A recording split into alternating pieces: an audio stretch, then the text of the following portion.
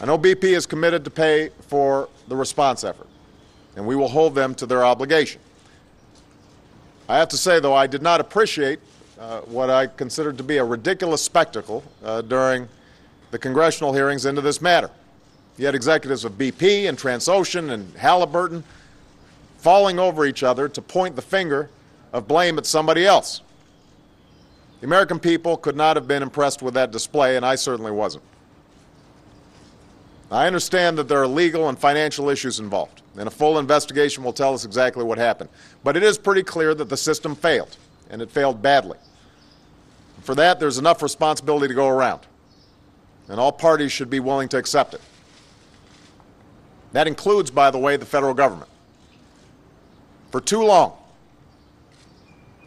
for a decade or more, there's been a cozy relationship between the oil companies and the federal agency that permits them to drill.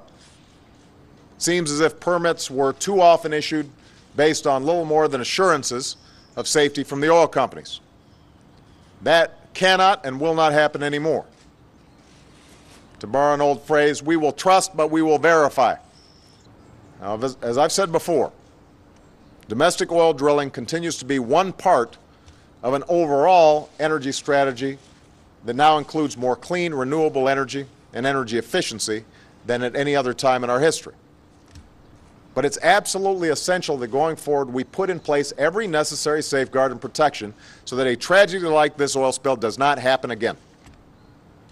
This is a responsibility that all of us share. The oil companies share it, the manufacturers of this equipment share it, the agencies and the federal government in charge of oversight share that responsibility. I will not tolerate more finger-pointing or irresponsibility.